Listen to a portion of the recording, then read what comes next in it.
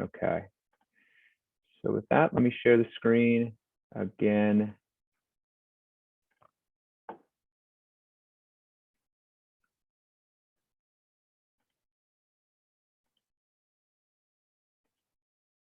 Okay, sorry about that. Here we go. Okay, so today's presentation is called A Healthy Home, All Control Layers Working Together. Today's course is worth 1 Health, Safety, and Wellness CEU. If you registered with an AIA number, you will automatically get your credits. Please allow 2 weeks to get the credits. It takes a little while to get all those together and submitted, but you should see those within 2 weeks. If you would like a certificate of completion for today's course, please send me an email and I'll be sure to get one of those provided for you as well. These first couple of slides are just your typical boilerplate AIA slides. And with that, we'll jump into the learning objectives. So there's 4 learning objectives for this course. We're going to talk about moisture management. We're going to talk about why managing moisture is more important now than ever, especially as we talk about air tightness in the building envelope.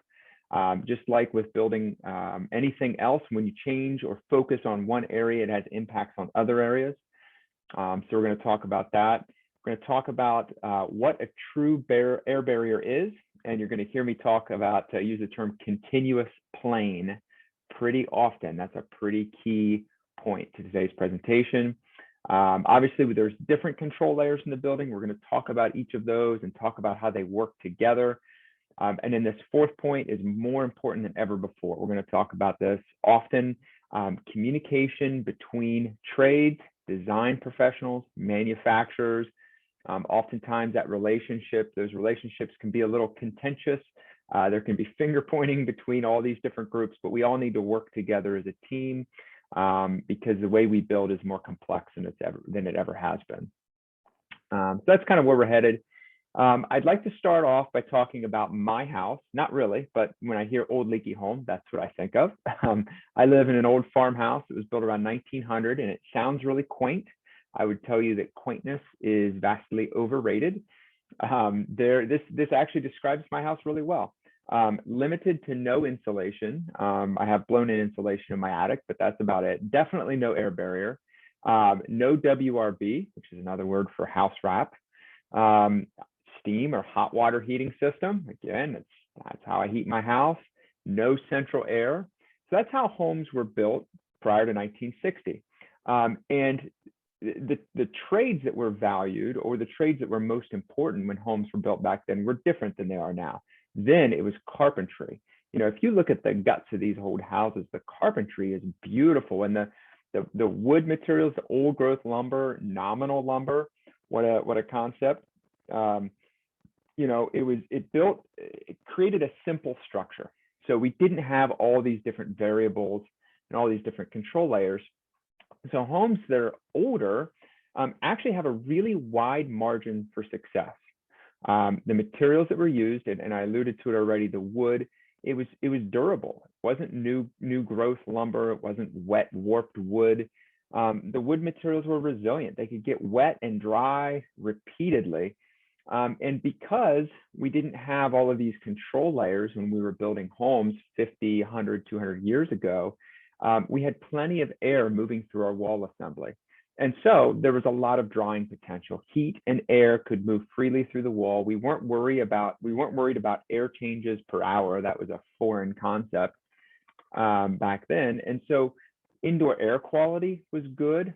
And there were a lot of aspects of our building practices that were better, I think, back prior to 1960 than they are today. So in my old leaky home, I do not have moisture issues. It's wonderful. Now, my house is drafty in the winter. My energy bills aren't the greatest. So there's a lot of negatives. But from a moisture management standpoint, these old leaky homes were actually better than a lot of our newer homes. So the way we're building now, you know, back in the 70s, 80s, the price of oil started going up. We started seeing our energy utility bills go up. And so we wanted to be more energy conscious in how we built.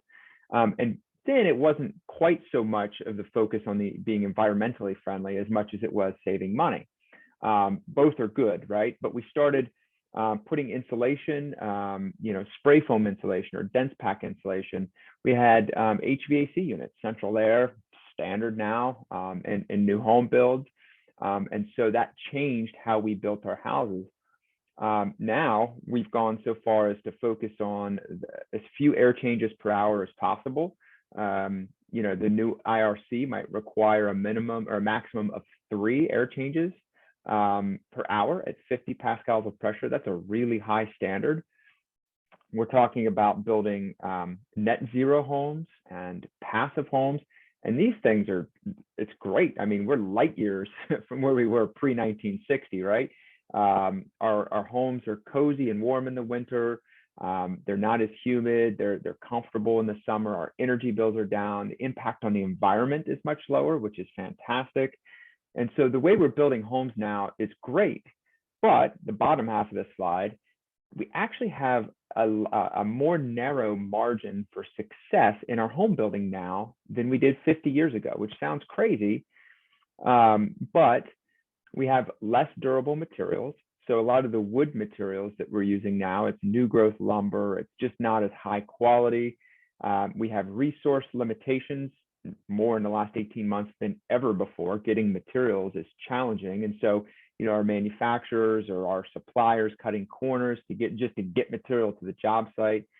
These engineered wood products, I think they're great, right? But we just don't have that long timetable to judge them on.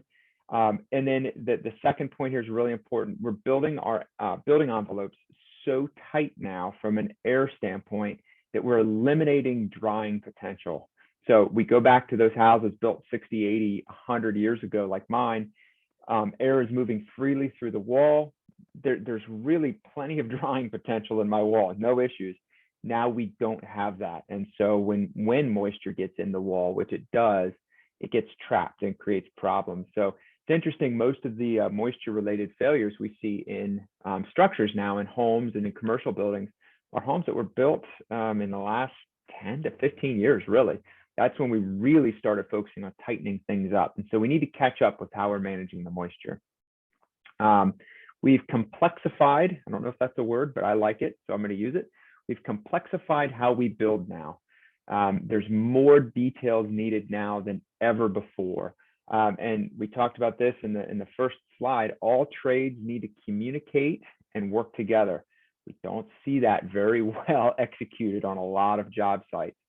Our installs have become highly technical. It's no longer a carpenter's trade. There's a lot of building science and just technicality that goes in to building these energy efficient homes.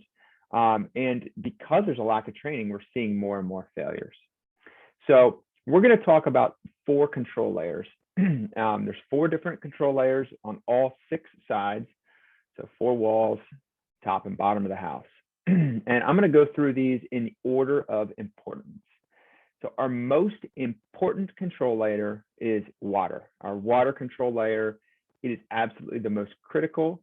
If our framing gets wet, then the building will fail, period. So we must have a tight water control layer. We don't like mold, we don't like mildew, we don't like litigation, which follows the mold and mildew. So we've got to pay very close attention to this control layer. The next one is air control. And this is the one we're going to focus on a little bit more today.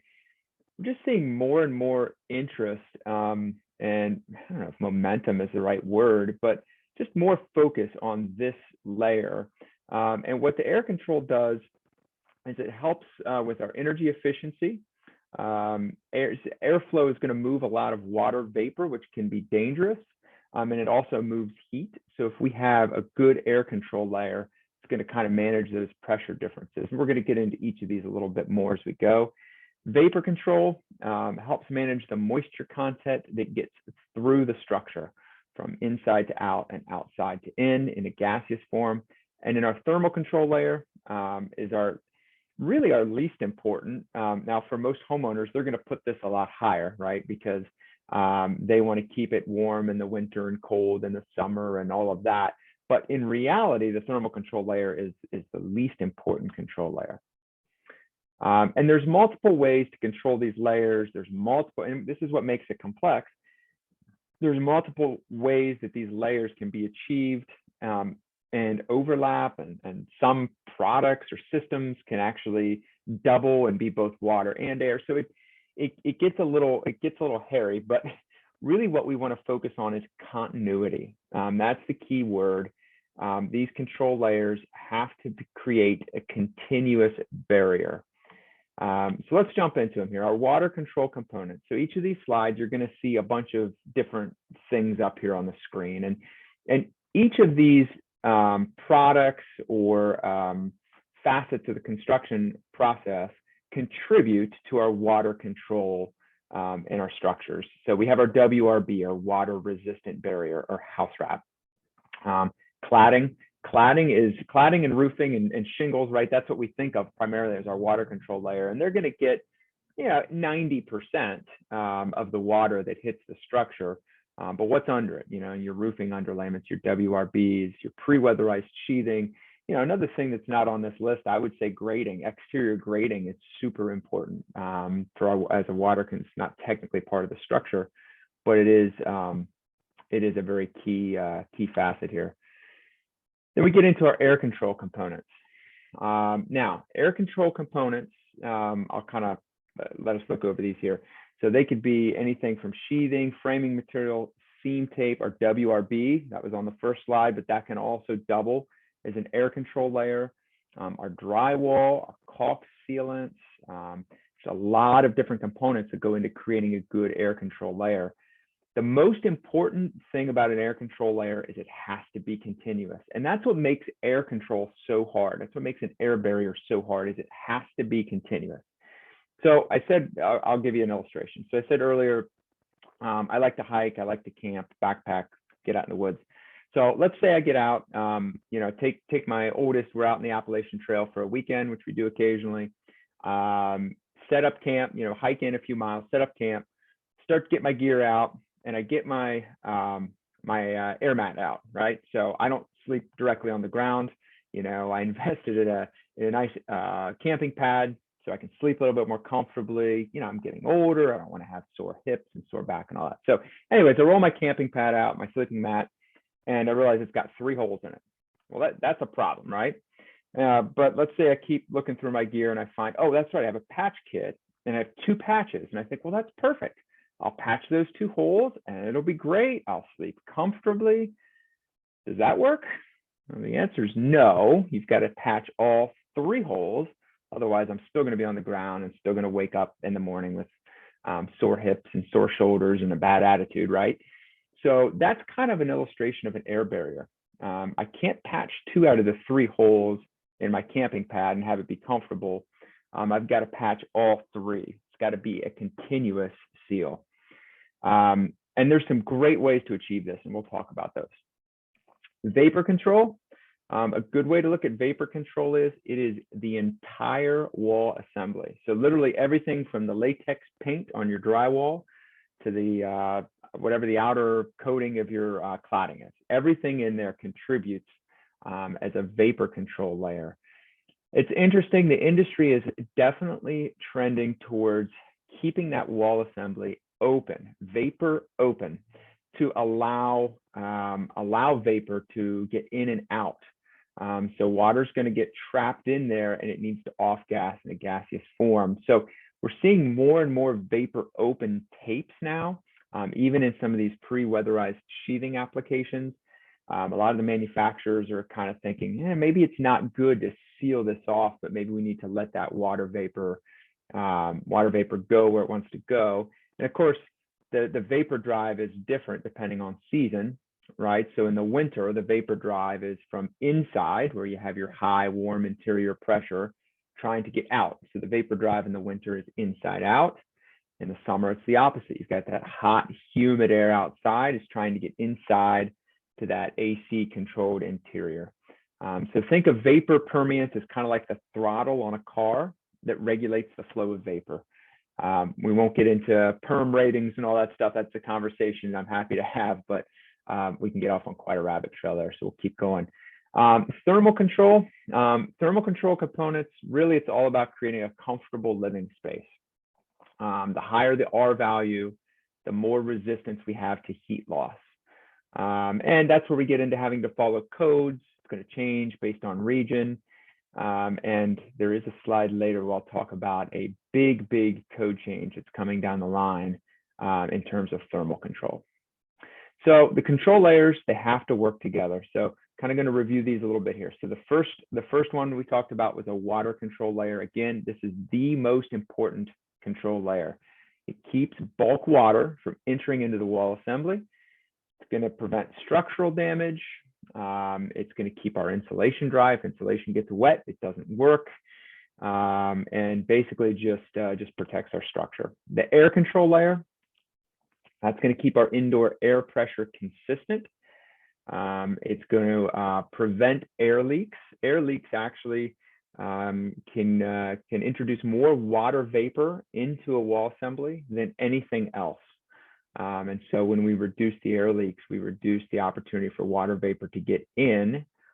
Of course, it has to remain vapor open, but it's going to allow our HVAC system to operate more efficiently. It's going to reduce our energy consumption. So a good air control layer really serves a ton of value in building today. And in the vapor control layer, I kind of talked about that already. The profile of that is the entire wall assembly, from the paint or the drywall to, in this instance, the brick veneer, stone veneer on the outside of the structure. And that's going to regulate the amount of water vapor that passes through. This is kind of a cool slide. Thermal control layer. And our thermal control layer prevents heat transfer across the building envelope. So this picture, it shows the heat transfers. This is a wood framed structure, shows thermal bridging or heat transfer escaping the structure through the wood, through the framing. And so there's a real push to exterior continuous insulation. I alluded to this a couple of minutes ago, but in the new IRC 2021, the code is actually going to call for 1 inch of exterior rigid foam insulation on all new structures.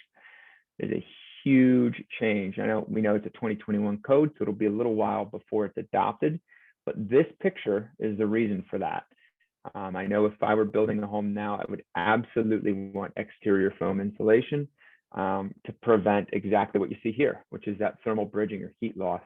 Insulation does a great job, but that heat is escaping through the wood framing. So something to be aware of that's coming down the line on the code side. So installation is challenging. We know this.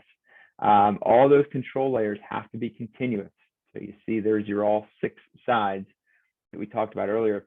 The biggest challenges are the transition points, right? From wall to ceiling, from wall to foundations, all those exterior penetrations.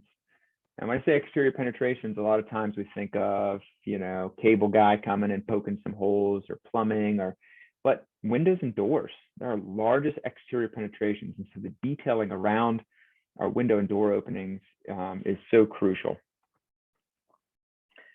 So a tight air barrier, it's a good thing. We talked about the value, but when we focus on one aspect of the building process, there's often unintended consequences that result. And so if we focus on a tight air barrier, what are the things that we have to be prepared for? And one of them is our indoor air quality. Again, picture that old leaky home pre-1960. Air quality is good, plenty of fresh air in the house, no problem.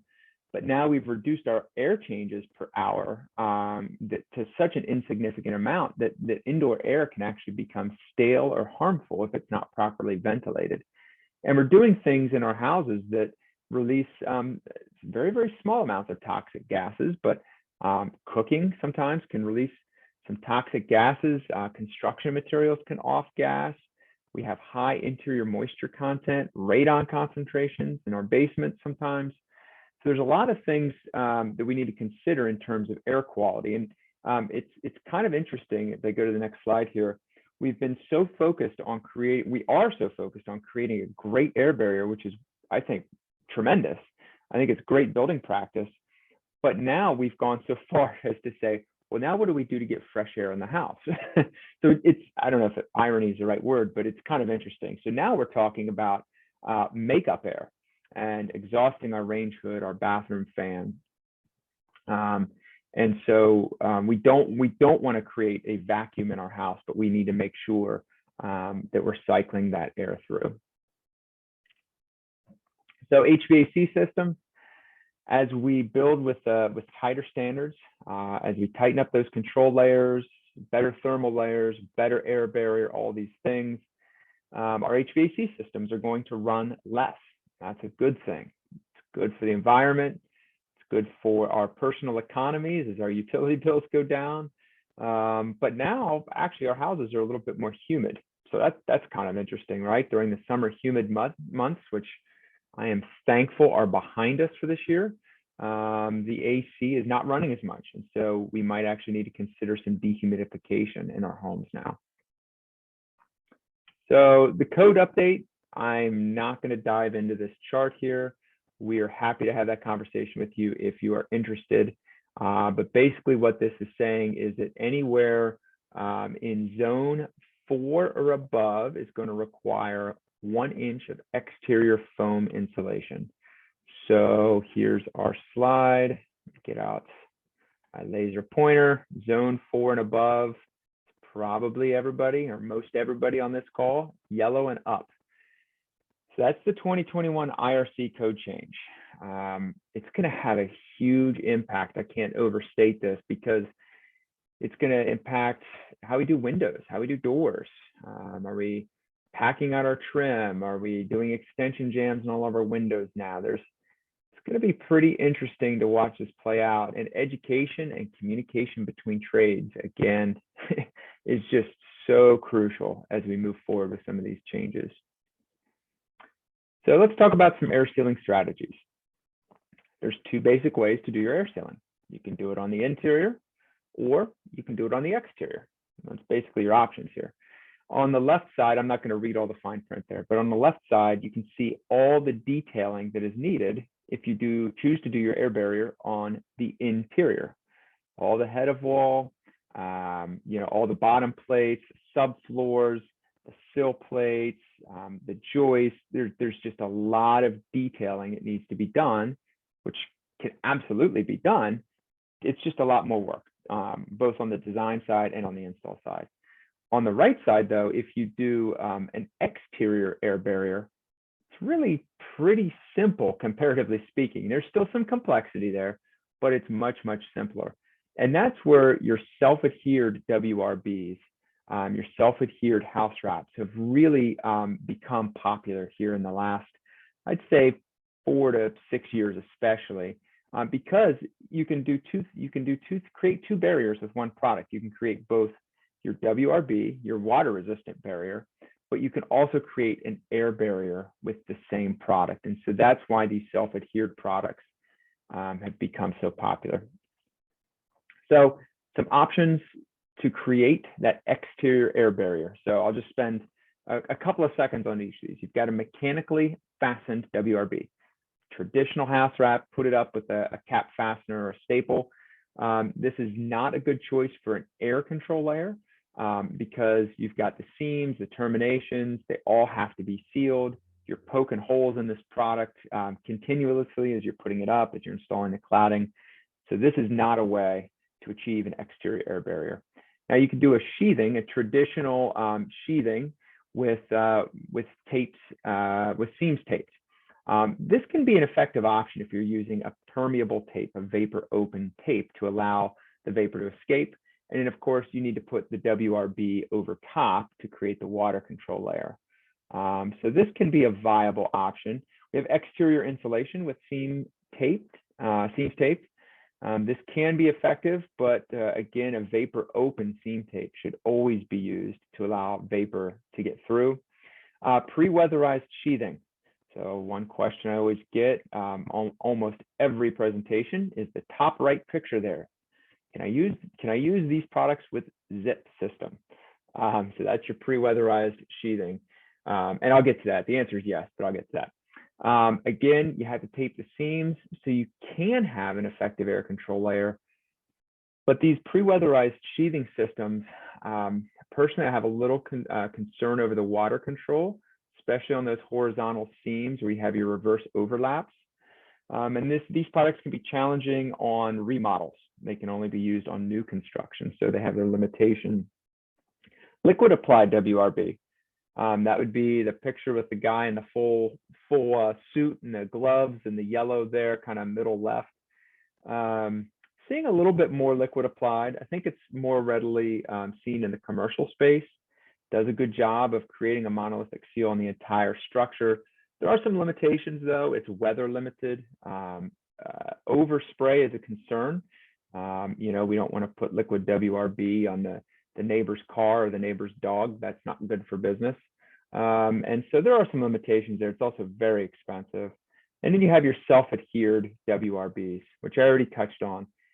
This is really, from an exterior air barrier standpoint, bang for your buck, it is the best way to do it, is a self-adhered WRB. It's versatile. You can use it on old construction, new construction, remodels. You get both your air and water layer all in one product. Gives you great air control, gives you mechanical overlaps, good water control, drainage gap, everything kind of all in one shot. And so we really do like that self-adhered WRB option for exterior air sealing. So again, we've gotten a lot more complex in how we build. And that picture there can be the results if we're not doing things right. That's pretty extreme. But I've seen it. I'm sure some of you have too. You get out to do a recladding or a remodel job, and you tear off the cladding, and that's what you see. That is a real problem. So these air sealing details are really important. Liquid flashing is something that we haven't talked about yet, but around our window openings, our rough openings, that can be a great option. Help with our transition points, because the transition points are the most critical and the most challenging to do. And so a liquid apply can be a great option there. So we've got a little animation here. This is exciting. So we see a self-adhered house wrap without drainage. So there are self-adhered house wraps, WRBs on the market that don't have drainage. So what we see on the left here is the water gets behind the cladding. It can't escape, and then it off gases through the cladding. That's what that's illustrating. And you can see that siding is starting to kind of look a little bit funky. It's not looking good. And that's because that moisture is driven out. That solar drive has pulled that moisture through the cladding and has damaged the finish. And so we see this pretty often. Even if it's installed perfectly, it's just a limitation of a self-adhered WRB that does not have drainage. Liquid water is going to get back there and it's going to have nowhere to go. So I think we have a little video here. So on the right, you see a traditional house wrap, and on the left, you see a drainable house wrap. So what this is modeling is water getting between your sheathing and your cladding, and then where does it go? So you can see with a drainable product on the left, that water simply just drains out of the wall assembly, down and out. And on the right, it goes nowhere. Now imagine it's stacking up there on the right, and time to drain over 12 hours. Imagine it's just stacking up there and you have all these nail holes from all the fasteners. Where do you think the hydrostatic pressure is going to push the water? It's going to go through those nail holes onto the sheathing. So I think we've got some animation here. I'll kind of let this start to come up here. So what this illustration shows is what we call an Audi window detail. But we've got our window rough opening. We've chalked the line. We're putting up our self-adhered drainable house wrap. And then I love the roller animation. It's pretty high tech there, but we've got the roller. So we show we're applying some pressure. This is over CDX, which is a great alternative. It allows more vapor to dry actually. So if you have a chance to spec CDX versus OSB, we like CDX. You apply firm pressure and then go through the window detailing. So you cut that top flap. That's important. And then you're doing your outie window detail there, packing the window out. This is a liquid applied flashing. So we're going to pre-treat all the way around, all four sides. And a cool little squeegee is going to come up. If only it went that fast in the field. Doesn't quite go that fast. So we've pre-treated our window. Now we're putting the window in. And now we do our traditional tapes, our traditional window tape. We put our top flap down. Now you notice we didn't tape the bottom here. The reason for that is we like that, I'll call it the shingle effect. So if water does get in, it can continue to flow down. Then we've got our exterior insulation, our strapping or our furring strips, and then our lap siding. So again, as we go forward to that 2021 IRC code, this is the detail, the level of detail that's going to be needed on a lot of projects moving forward.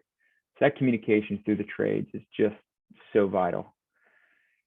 So as we talk about an air control, the checklist for us here. So we have to determine where is that air control layer going? Is it going on the interior or the exterior? Both are valid. Exterior is much simpler to design, much simpler and easier to install. And we have to verify that air control layer is continuous. So you can't have any holes in it. You can't plug 2 out of 3 holes in the air mattress.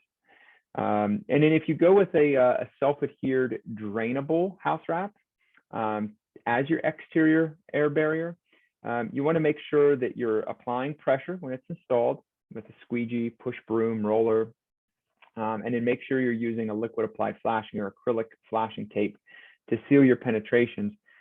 Choose products that are vapor open. Vapor open is the best. We want to make sure that that water vapor can move where it needs to move and not get trapped in our wall assemblies. And continuity is the key. Manufacturer support, always important. All manufacturers are busy to different degrees. We absolutely want to be here to support you. Some of you on this call, I've already worked with on construction details on specific projects. So you know, but we're here to help out in any way we can. Job site training, we actually have a test house in our facility in Horsham, PA, where we'll build a mock-up of your project and literally do pre-construction meetings with a GoPro camera. It's super efficient and effective. So we'll help you with whatever you need help with. So that kind of winds us down here. Our learning objectives, again, we talked about why moisture management is so critical now because of the focus on air tightness. We talked about the air barrier and how to create that. And again, it's got to be a continuous plane. It can be either interior or exterior, but you got to identify that ahead of time, which one's it going to be, and then make sure that that is continuous. We talked about all the different control layers, how they work together. You know, we did this in 33 minutes. You could easily take 3 hours to talk about control layers, but I think we'd all be asleep, most of us at least. But then the communication between the trades, and that's where, you know, relying on people who really know their building science is important. Letting the manufacturers and design folks talk to make sure we're designing structures that are going to last, they're going to be sustainable, they're going to be healthy, and then going down the line, making sure that they get installed the way they've been designed, which I know sometimes can be a challenge as well. And so that's kind of what I had for today. I will open it up for some questions. So go ahead and chime in if you have some questions. I'll pause here.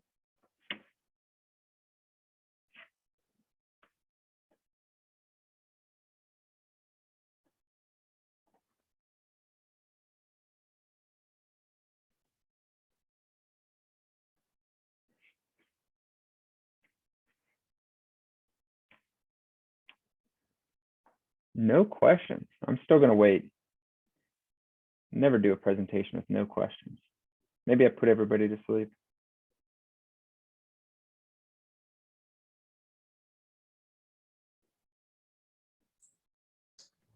Hello, I don't have a question per se, but I wanted to mention that in DC, when they adopted new energy code in just last year, the requirement for exterior continuous insulation was introduced already.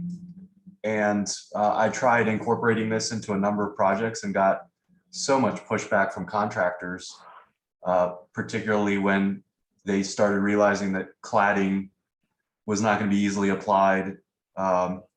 So DC is allowing for you to submit, there's like online calculations that you can provide showing that you can meet the intent of the code without the continuous insulation. But at some point, they're not, I would assume that we're all going to head in the direction of the 2021 code and it'll be required. Yeah, that's interesting. Thanks, Steve. I wasn't aware of that. And yeah, there was one slide there that I showed that had a chart on it, and that's probably exactly what they're talking about, Steve, right? If you can meet that requirement on that chart without the exterior rigid foam, then they're letting you go that direction. Yeah, agreed. Okay. Thank you. Any other questions or comments before I continue into the product portion of the presentation?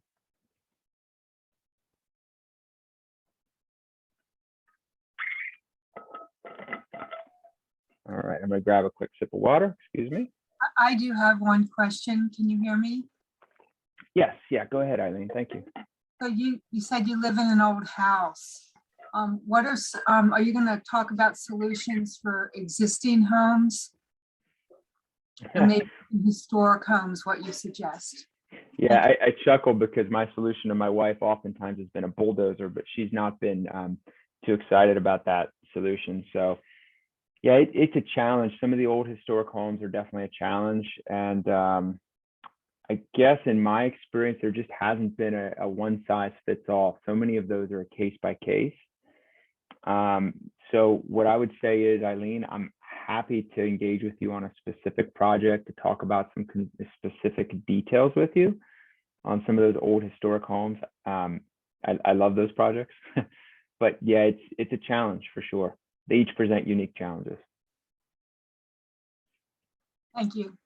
So sorry, I wasn't trying to dodge your question, but that's it. Yeah, that's a complex one for sure. Okay, let me jump back in here once more. Okay, screen sharing. Okay, do you see the beginning of my presentation right now? Could somebody help me out?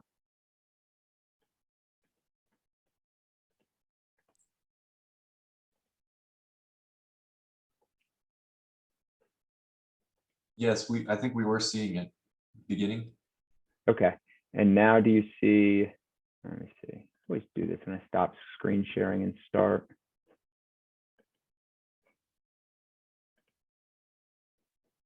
It's a problem when I work with multiple screens. Bear with me. All right, now I should be able to get it.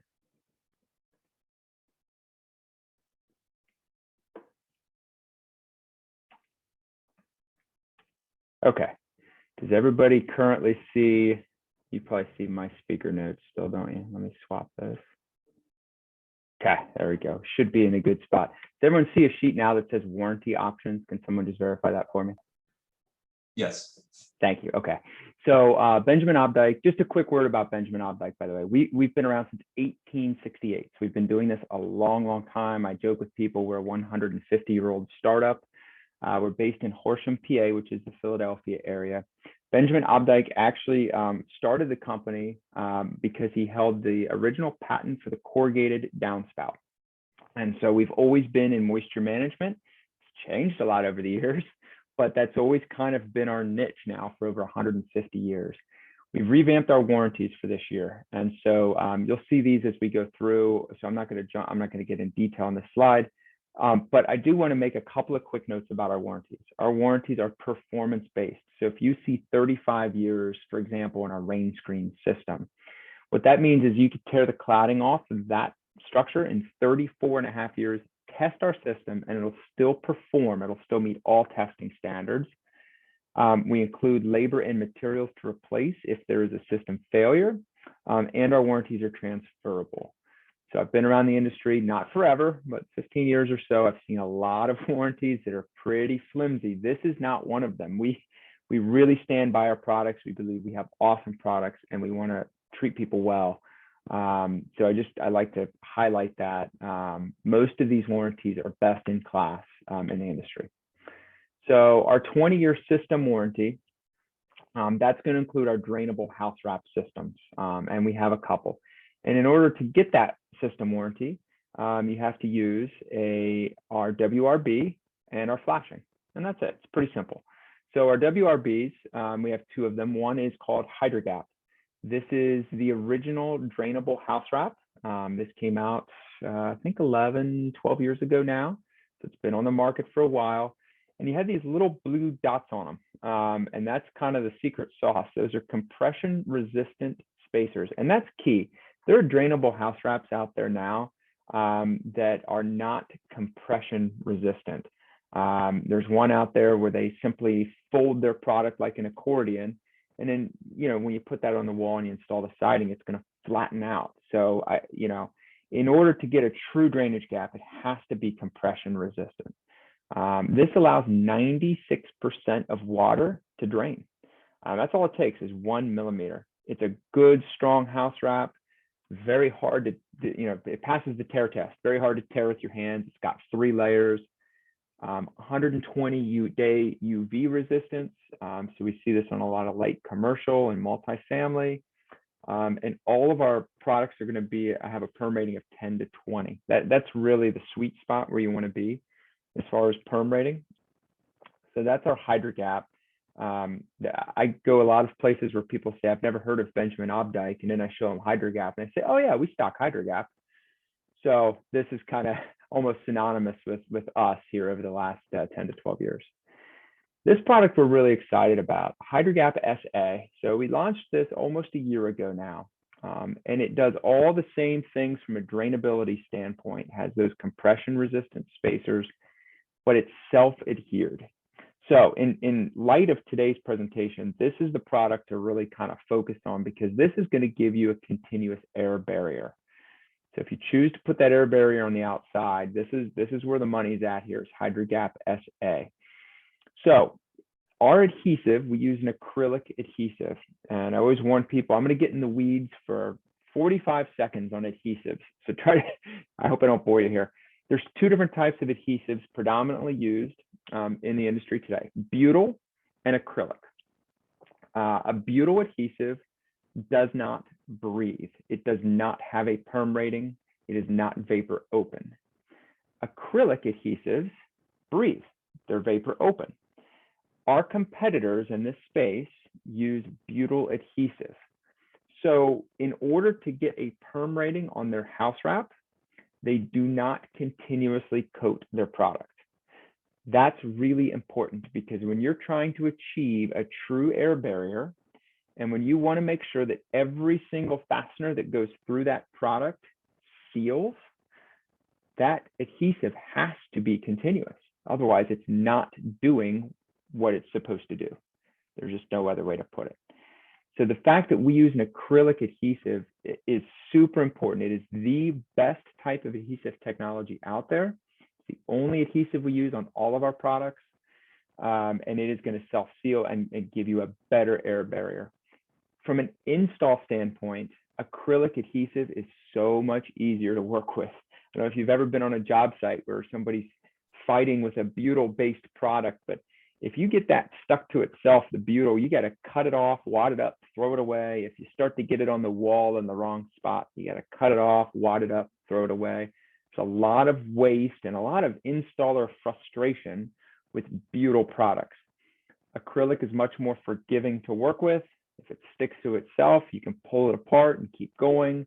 If you start to get it up on the wall and it's a windy day, or you kind of stumble a little bit and you start to put it on the wall in the wrong place, you can pull it off, you can readjust it. It's much more forgiving to work with, but it actually bonds better over time. So it's a pressure activated bond. Sorry, that was maybe longer than 45 seconds, but the adhesive is really the secret sauce on this product, and it's what makes this so unique. This is the only drainable self-adhered WRB in the market. That's it. There are no others yet. I'm sure they'll be coming, but Benjamin Obdyke, we like to kind of be the innovator in a space, and so we were first to market with this, and we have quadrupled our original projections for the year. This is just taken off like crazy. It adheres really well to all substrates without the use of a primer. So that's another important thing too, whether it's OSB, CDX, plywood, CMU block wall, gypsum, pre-weatherized sheathing. Yes, we have people put this over that all the time. It's going to go up without the use of a primer. Our competitors, most of them require use of a primer, labor intensive, adds cost. And so this is just a real great product we're excited about, as you can tell. So that's our 20-year system warranty. Our 35-year system warranty, this is where you're going to get into rain screens. And if I can, just a quick note, I'm going to go back. So these products are drainable house wraps. They're really going to be great behind fiber cement siding, behind a manufactured product like a PVC siding or a Boral or like an LP Smart Side, a KWP, to use some brand names. Think of these manufactured products that aren't vinyl. Drainable house wrap is really a home run behind any of those. So there's a ton of James Hardie panels going up. These products are perfect behind that. When we get into the 35-year system warranty and our rain screens, that's when we start thinking in terms of masonry and wood. So that's really where I make the distinction. Behind masonry or wood, you really do want to have a rain screen. And a rain screen gives you airflow, not just drainage. So it gives you full drying in your wall. But to get the system warranty, these are the components that are needed. You've got to have our WRB, our rain screen, and our flashing. We'll talk about all the flashings at the end. Our WRB is called Flat Wrap. It's a great, durable, high quality house wrap, 3 layers, great tear and wind load resistance, 3, 5, and 9 foot widths. It's going to be competitively priced to, the Typars and the Tyvex of the world. But the vapor permeability is right there in that sweet spot where you want it, in that 15 to 20 range. And then we have 3 rain screen products called Slicker. This is the first one we came out with. It's called Slicker Classic. It's the original rolled rain screen. So it's got vertical channels, much faster than using furring strips. You simply put up your WRB, hammer tack the Slicker up, and then you're ready to install. Great behind cedar shingles, eastern white cedar like a Mabec or a Wasca type of product. And it's going to give continuous airflow.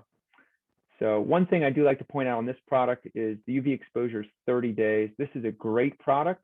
It's just something to be aware of. So for a multifamily, I would caution maybe on the Slicker Classic and steer you toward this product, which is Slicker Max. The UV resistance is 90 days. I love this product. We came out with this for our masonry market. So picture, I'm going to go back to this one. Picture our Slicker Classic, and someone's doing brick, stone veneer, stucco. If they're starting to fling mud and mortar up on the wall, what's going to happen to the rain screen? It's going to get clogged and it's going to be rendered useless. So enter Slicker Max. So this fabric goes on the outside and it protects the rain screen. So that's your sacrificial layer in your stone and stucco applications. It also adds UV exposure, and it also makes it really great from a compression resistance standpoint. See a lot of this on multifamily housing, apartment buildings, and then anywhere where there's masonry or wood. It's good behind wood as well. And then our last Slicker product is called Slicker HP, which stands for high performance. To put this in a nutshell, it's basically the house wrap and the rain screen in one roll. So you can wrap the house once instead of wrapping it twice. And we've got some different options for flashing tape. HydroFlash UV Plus. This is our best tape. It uses an acrylic adhesive. It's going to self-seal around all of your fasteners. The thing that makes this special, there's a couple of things. One, it's vapor permeable, so it has a perm rating. It's a vapor open tape. This can be used anywhere. I mean, this can be used on seams. It can be used as a construction tape. It can be used, it's intended for window and door openings. But again, really easy to work with. The material, I know you can't really tell from the pictures. It's almost like a medical tape. It's not a true flex tape, but it does have some nice play to it. So it's good to work with in the field. and UV rated for 12-month exposure before the cladding is on. So HydroFlash UV Plus, HydroFlash GP stands for general purpose, same acrylic adhesive. It's going to seal around your fasteners, and it's going to do the same thing from a warranty standpoint. So if you're going for that system warranty, you can use either of these two tapes, either, again, the UV Plus or the GP. Probably about a 20 to 25% cost difference between the two, with the UV Plus being more expensive, but it does give you that perm rating. It's vapor open. And then we've got our HydroFlash LA, which stands for liquid applied. And we saw that in the animation there. A lot of times people are using this to pre-treat their windows before we install the windows. And this is great too for, I mean, we're finding our contractors are discovering new uses for this all the time. It seems like really oddly shaped openings. You know, you've got a curved bay window or turret window. You've got that hexagonal shaped window. Anywhere that it's a pain to try to get flashing tape around, this is a great option. Really wide openings, you know, so you've got that 24-foot sliding glass door that opens up on the bay. How do you flash that window out? This is a great option for something like that. So HydroFlash LA. So that's a 35-year system warranty to get that rain screen, for a rain screen. And then open joint cladding. So we look at the pictures at the top of this. I was driving around downtown Philadelphia yesterday, and man, am I ever seeing a lot of this. And I know it's down in the DC, Baltimore, Annapolis market, down on the shore, decking as cladding. So whether, you know, it's composite decking, or whether it's, you know, an Ipe or a Kumaru, or you know, some of our tropical hardwoods being used as siding. So we have a great system for this. The 25-year system warranty. Invisorap is the WRB. This is your water control layer. Batten UV. This is an awesome product. It allows continuous airflow in that wall assembly. That's the key. You've got to have that continuous airflow in there. It's 3/8 of an inch thick. And great compression resistance, on par with traditional furring strips. These aren't structural, but you can fasten through them. And then the UV Plus tape makes up that system. So kind of flying through this, but I just want to give you an idea of what's out there, and we can help you with your individual projects as they come up. We came out with this product back in the mid to late 1990s. We were the first to come out with this cedar breather. It's a replacement for lath on the roof for your cedar roof projects. So you put up your 20-pound felt or whatever have you, and then you put the cedar breather over top, and then you're ready to go. One roll weighs less than 10 pounds, covers 2 square, super installer friendly. And then the Rapid Ridge 7 goes under your prefabricated hip and ridge. So again, we like to think in terms of systems. Our warranties are great. We really stand by what we do. And with that, I will stop talking. It is 1 o'clock, 1:01. But I really appreciate everybody jumping on today. I will hang out here for a couple of minutes. If you have further questions, feel free to hang out. All of my contact info is in the chat. If you didn't get that, please jot that down. Contact me anytime. And thank you. We appreciate everybody jumping on today.